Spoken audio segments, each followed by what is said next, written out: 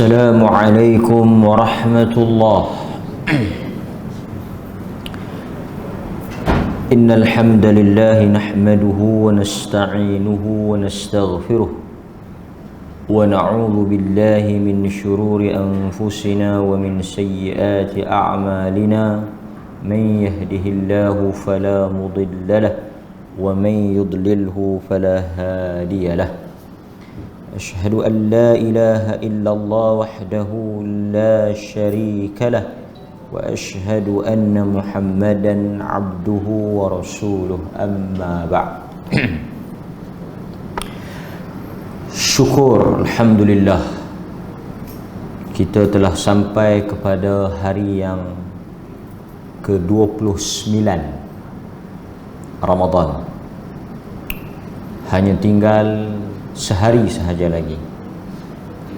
Itu semua dengan ketentuan dan tulisan yang telah termaktub di Lauh Mahfuz.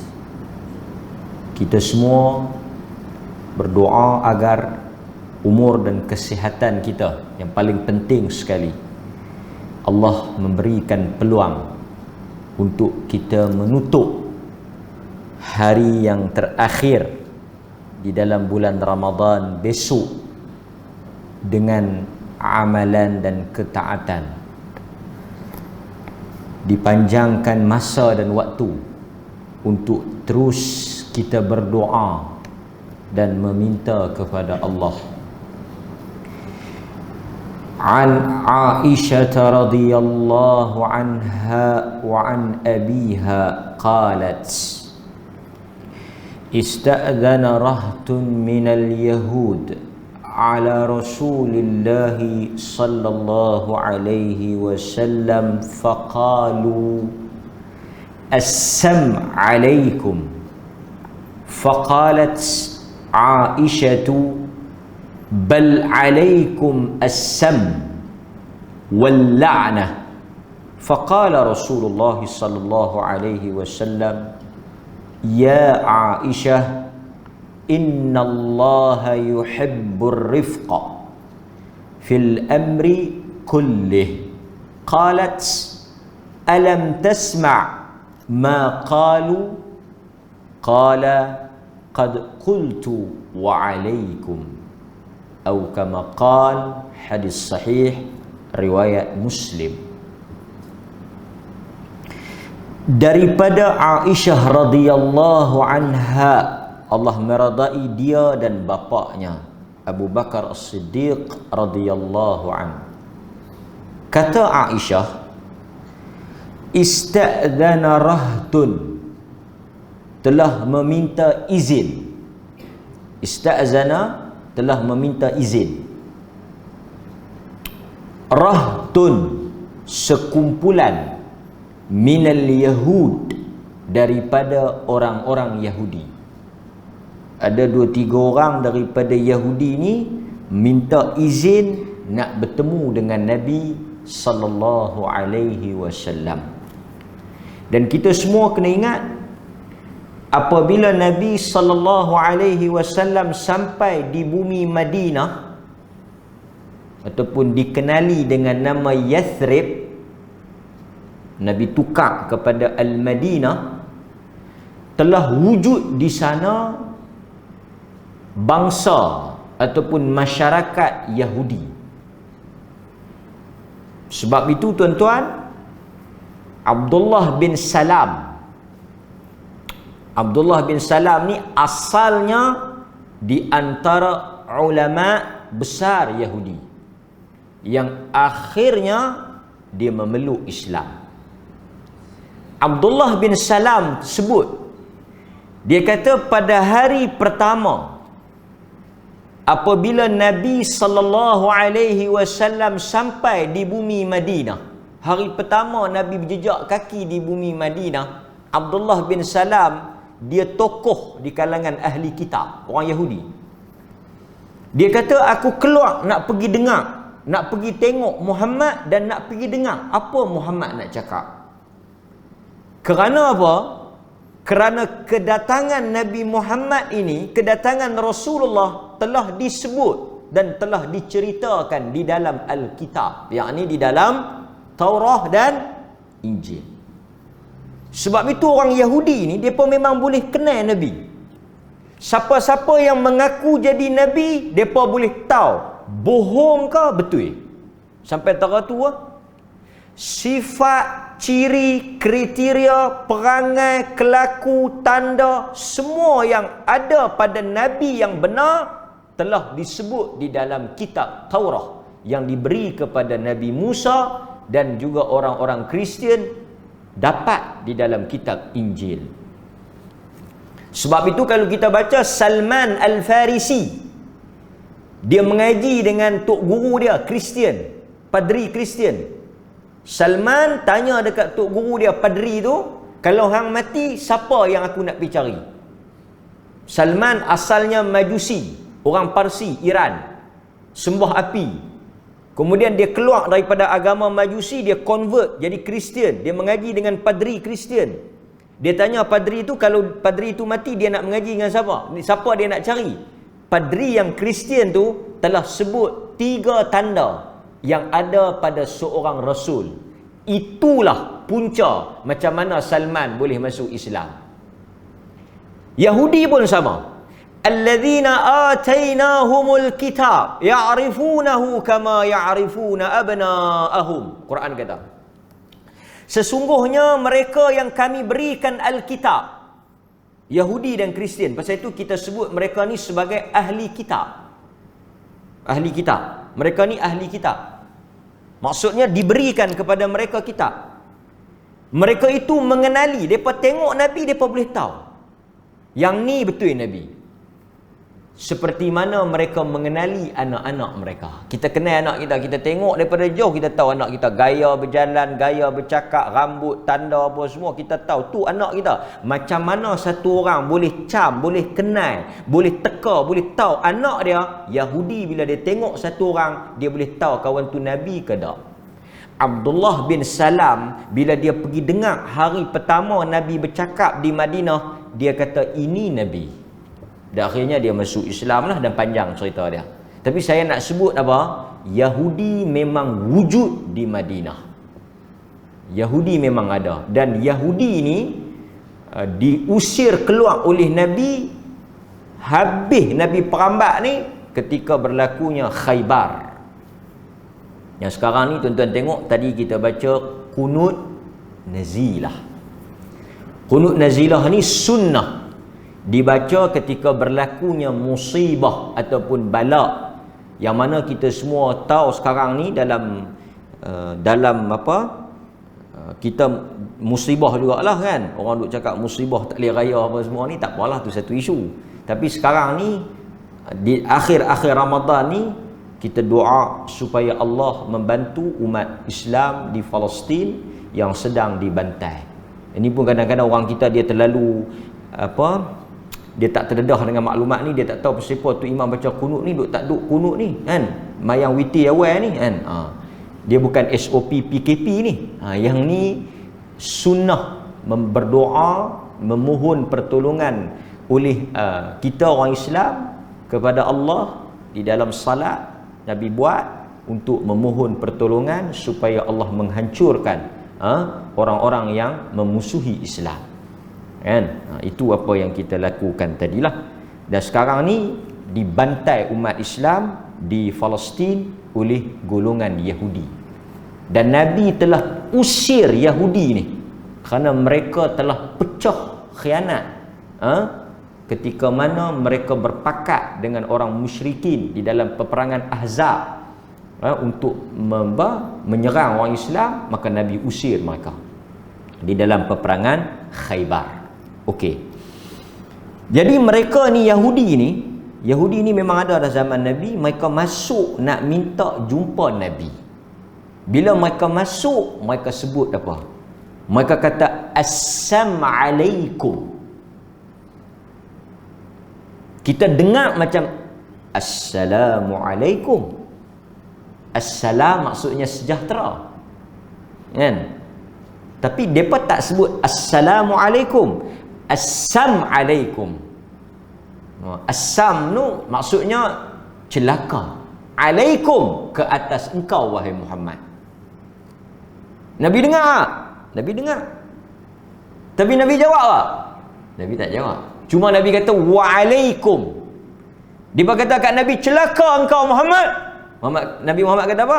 Dan ke atas kamu. Nabi tak sebut perkataan celaka tu. Tak terbit daripada mulut Nabi. Tak keluar daripada mulut Nabi. Nabi tak kata celaka juga ke atas kamu. Cuma Nabi sebut apa? Wa'alaikum. Mereka kata celaka engkau Muhammad. Nabi kata ke atas engkau juga. Apa yang kau sebut? Wa'alaikum. Ucapan itu juga ke atas engkau. Tapi Nabi yang kata Nabi tu, dia tak sebut perkataan celaka tu. Dia tak terbit keluar perkataan buruk tu. Cuma siapa yang bangkit jawab? Aisyah. Aisyah yang ada dalam majlis tu, yang ada sama tu, dia yang bangkit jawab. Dia kata apa? Bal alaikum as-sam wal la'nah. Dia kata apa? Bahkan kamu yang celaka dan laknat Tuhan ke atas kamu. Dia yang jawab. Dia yang angin lebih. Dia yang marah. Dia kata assalamualaikum. Bahkan bukan Nabi, tapi hampa tu yang celaka dan hampa tu yang laknat.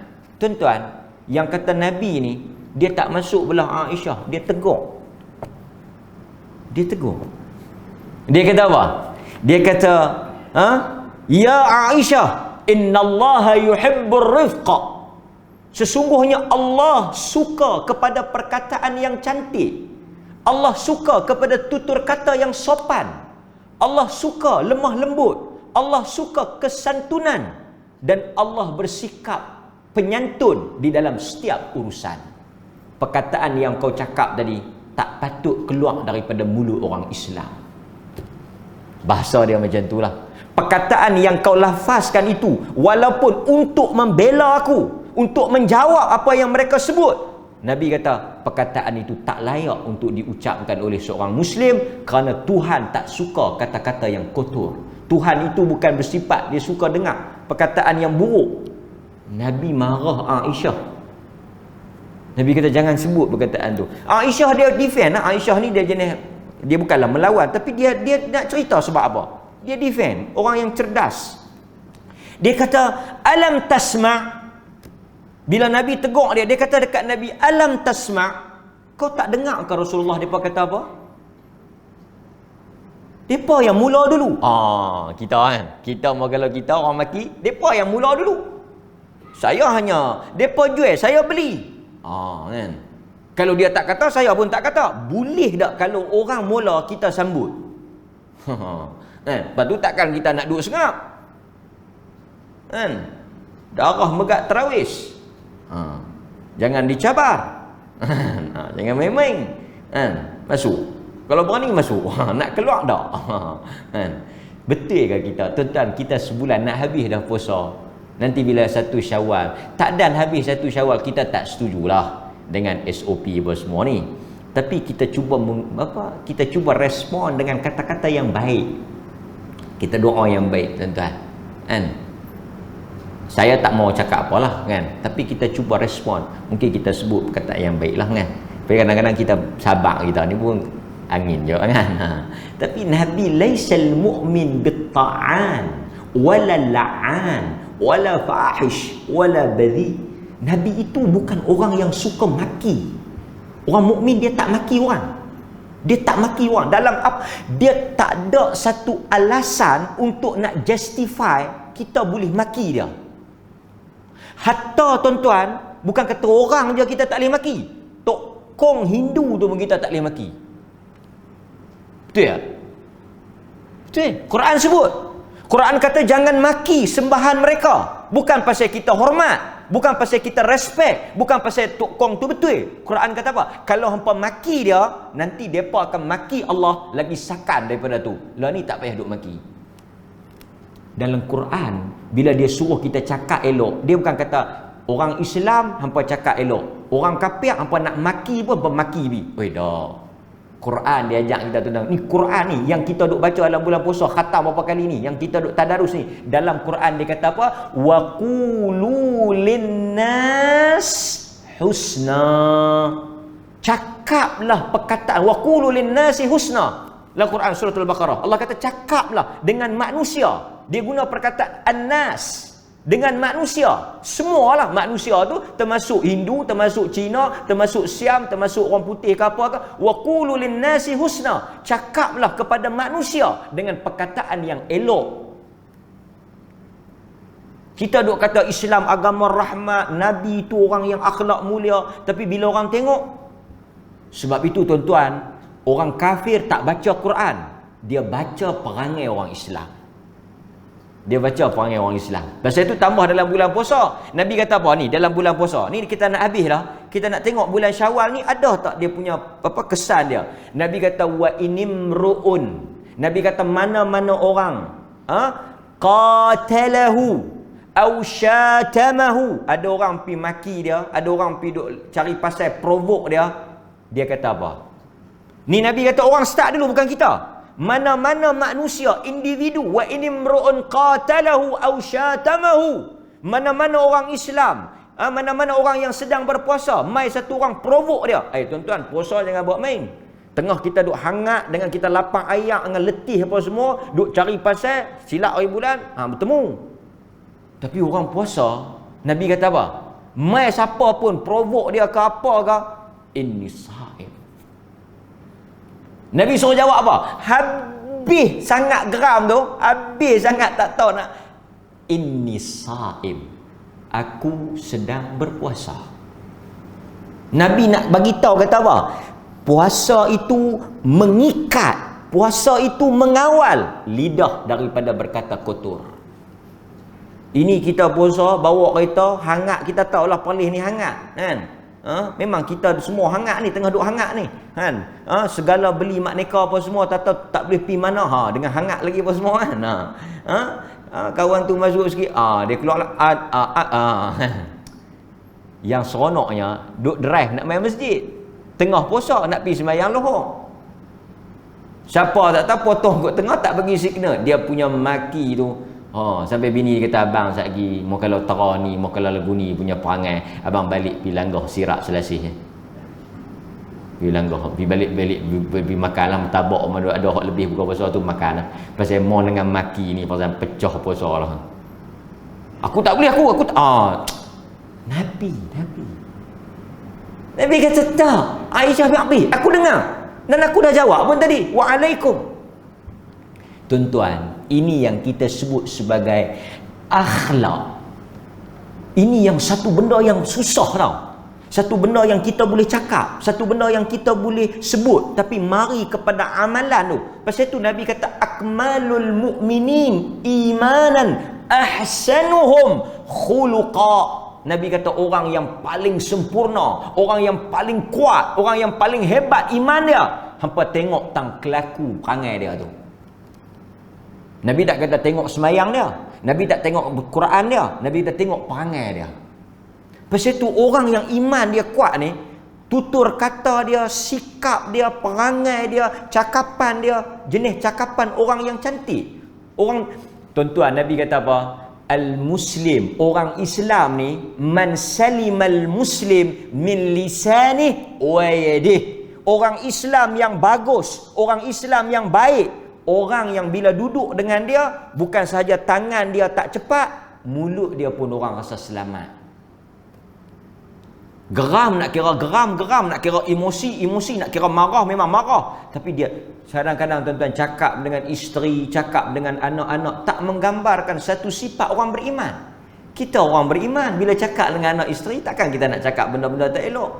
Apa tak reti lah. Bahasa kadang-kadang kan, pelak lah, apa, perkataan-perkataan anak nu segala anak, kan? Mukmin laisa bitta'an wala la'an. Nampak? Jadi Nabi tegur, Nabi larang Aisyah daripada menjawab dan menyebut perkataan yang buruk walaupun bertujuan untuk menjawab apa yang disebut oleh Yahudi.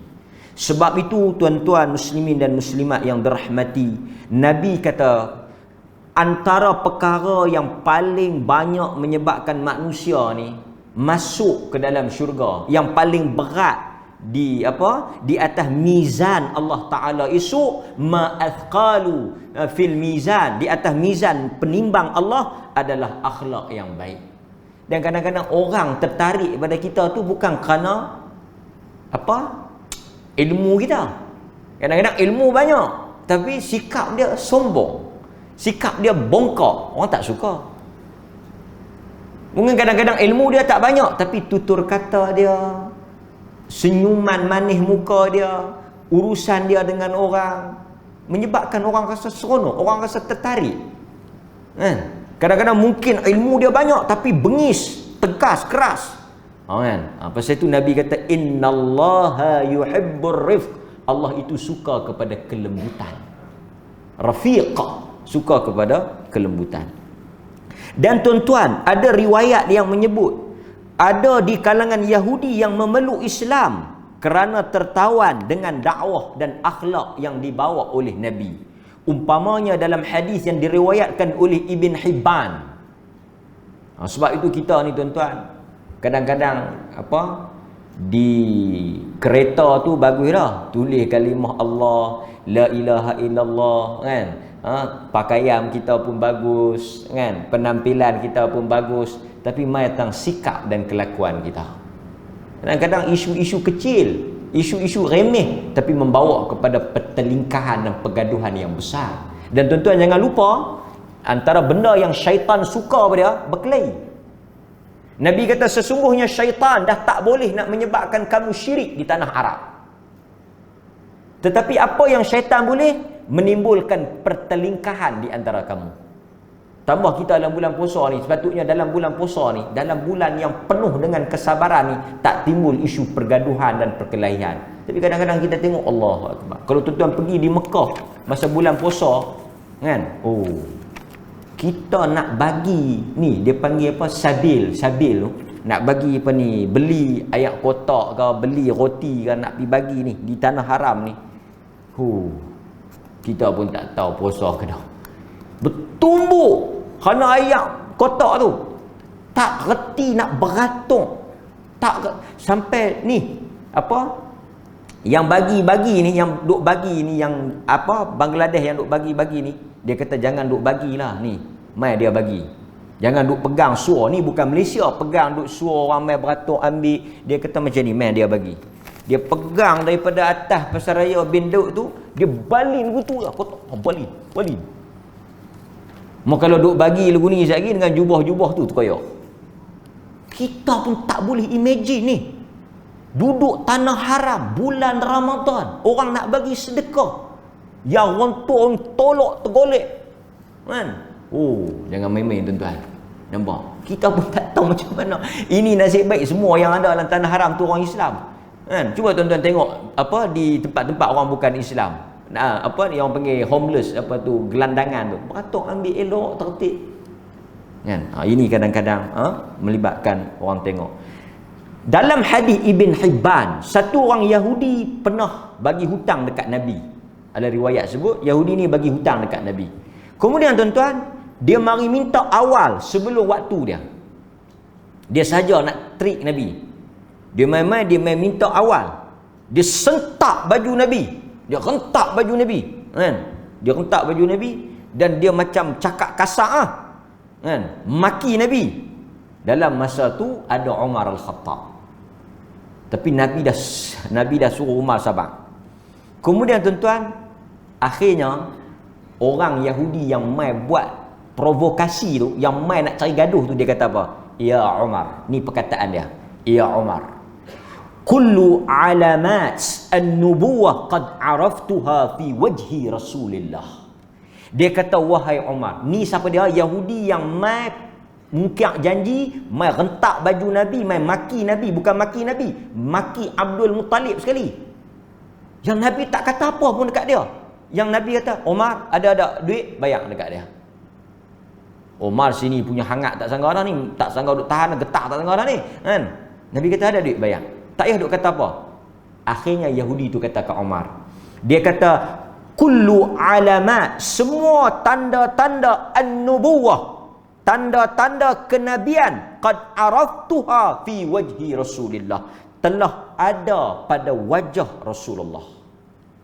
Yahudi tu kata semua perangai, semua tanda yang mana dia tu seorang nabi, semua aku nampak kecuali dua benda. Kecuali dua. Illa ithnain. Illa ithnatain. Kecuali dua benda yang aku tak nampak. Lam akhtabirhuma min. Nabi kata, dia kata ada dua benda yang aku nak test. Yang lain semua ada. Semua yang mana dalam kitab sebut, Taurat sebut, semua ada. Cuma ada dua benda yang tak keluar mai, yang aku nak kena test. Kalau betul dia nabi, dia akan lulus. Apa dia tuan-tuan? Iaitu sikap dia. Yasbiqu hilmuhu jahlahu. Iaitu sikap lembut dia ketika orang maki dia. Kalau betul dia nabi, dia tak akan lawan balik orang maki tu, tapi dia akan membalas dengan kebaikan. Kalau nabi punya perangai dalam kitab kata, kalau orang buat jahat, dia akan balas baik. Kalau betul dia nabi. Tapi kalau orang provoke dia buat jahat, maki, dia maki lagi sakan, tu bukan nabi. Yang ni kawan tu kata. Kawan tu kata, faqad ikhtabartuhuma fa ushhiduka ya Umar anni qad raditu billahi rabba. Dan aku mai ni nak tengok yang tanda tu. Dan aku buat tak sah untuk aku tengok tanda tu, dan aku nak habaq dekat hang Umar, raditu billahi rabba, aku bersaksi Tuhan Allah itu Tuhan aku, wabil islami dina, Islam itu agamaku, wabi Muhammadin nabiyya, Muhammad nabi aku. Terus dia masuk Islam lepas kejadian tu. Dia kata apa? Aku mari nak tengok betul tak betul dia nabi. Tapi nak tahu benda tu kena test tengok. Nak tengok tu kena buat satu benda nak bagi dia marah. Dia tak marah. Dia tak marah. Maksudnya kelembutan, kesopanan dia tu lebih daripada sikap perangai apa ni orang yang buat tak elok dekat dia. Tapi tuan-tuan, kalau ikut kita, kalau ramai kat kita duk test lagu tu, saya ingat dia kata, mujur aku tak masuk Islam. Pasal itu Quran sebut dalam surah An-Nisa, di hujung surah An-Nisa Allah kata apa? Walau kunta faddan, kalau kamu keras. Quran kata kalau kamu bersikap keras, mereka akan lari daripada kamu. Nampak? Itu Quran sebut. Nampak? Dalam hadis ini tuan-tuan, bagaimana Nabi mengajar kita. Allah Azza wa Jal menghantar baginda untuk menjadi contoh tauladan, membentuk akhlak yang mulia. Innama bu'ithtu liutammima makarim, atau dalam sebahagian riwayat masalih al-akhlaq. Tuhan hantar mai aku ni untuk apa? Untuk mengajar akhlak yang mulia. Sebab itu kalau tuan-tuan baca dalam Quran, Allah kata apa? Huwallazi ba'atha fil ummiyina rasulan minhum yatlu alaihim ayatika wa yu'allimuhumul kitaba wal hikmah wa yudzakkihim. Allah hantar Nabi ni ada 3 perkara. Yang pertama apa dia? Wa yu'allimuhumul kitab, ajak Quran. Wal hikmah, ajak sunnah. Yang ketiga apa dia? Wa yudzakkihim, menyucikan jiwa dan diri mereka. Tu yang kita belajar dalam bulan puasa ni, tazkiyatun nufus. Orang yang banyak berpuasa, mulut dia bersih. Bukan bersih tu maksud bersih macam kita bergigi tu. Orang berpuasa pertama mulut dia bersih pasal dia tak cakap benda kotor. Betul tak? Kedua, mata dia bersih pasal dia tak tengok benda haram. 3, telinga dia bersih pasal dia tak dengar benda haram. Kaki dia bersih, tangan dia bersih, perut dia bersih. Tuan-tuan boleh bayang tak? Satu orang puasa, lepas tu bila dia buka puasa, dia makan benda haram. Ada tak? Boleh kira sama tak? Boleh kira sama tak tuan-tuan? Dia puasa, lepas tu dia pi pasal Ramadan, dia pi ambil mutabak, dia tak bayang. Agak-agak tuan-tuan boleh brain tak? Cannot brain tak? Can brain ke cannot brain? Tuan-tuan boleh terima akal tak? Satu orang bulan puasa ni, tengah dua puasa, dia pi pasal Ramadan, dia tengok mutabak, dia tengok orang ramai apa semua, tak perasan, dia sambak sebungkus, dia lari balik. Pi Zai Tanu nampak ayam golek ke apa, sambak balik. Pi hidang penuh, semua benda haram dia makan. Masuk dalam perut dia benda haram. Siang tadi daripada subuh sampai maghrib dia puasa. Orang macam ni tuan-tuan, dia bukan ketahuan apa dia tu puasa. Samalah juga orang yang puasa tapi mulut tak berhenti. Pasal itu Nabi kata, man lam yada' qauladzur. Siapa yang tak tinggal perkataan bohong, cakap kotor, Tuhan, falaisa lillah. Nabi kata siapa yang masa dia puasa bohong dia tak tinggal, perkataan kotor dia tak tinggal, maki orang dia tak tinggal, mencarut dia tak tinggal. Tuan-tuan, la tak cakap, la tulis. La tulis. La ni dia kira tulis di Facebook tu. Tu pun bagus juga Facebook ni. Dulu depa duk contang bilik air, la dapat tak contang dah jamban, depa pergi contang dalam Facebook. Maki segala maki. Macam-macam depa tulis dalam Facebook. Tuan-tuan, Allah kata apa? Nabi kata, falaisa lillahajah. Nabi kata siapa yang tak boleh tinggal cakap kotor, cakap bohong, cakap mencarut tak elok tu, Allah pun tak mau untuk dia meninggalkan makan dan minum. Dalam bahasa kita mudah fahamnya apa? Tuhan nak kata hang tak puasa pun tak apa. So ini maksud dia. Sebab itu tuan-tuan saya sebut di hujung-hujung Ramadan ni pasal apa? Kita nak tengok bila kita keluar bulan puasa, kesan tu ada tak? Kesan akhlak tu ada tak? Kita pun habaq tuan-tuan. Bukan saya cakap ni kata saya mesti cakap elok, mesti baik, perfect tak. Saya cakap ni untuk mengingatkan diri saya dan tuan-tuan. Kita orang Islam, bawa nama Islam, image Islam. Bila kita cakaplah yang elok. Supaya bila orang dengar, saya tertarik tuan-tuan dengan apa yang disebut oleh Al-Fadil Ustaz Ismail Qamus. Dia ada satu perkataan yang rahimahullah rahmatan wasi'ah. Satu perkataan yang sangat hebat. Hebatlah perkataan dia tu. Saya baca memang dahsyatlah. Dia ni kata-kata dia bagus. Dia ni murabbi, satu jiwa pendidik. Dia kata apa? Menarik kata-kata dia. Dia kata lebih baik. Ismail kamu sebut, Fadil Ustaz Ismail kamu rahimahullah. Dia kata apa? Lebih baik kita menyesal daripada tak bercakap.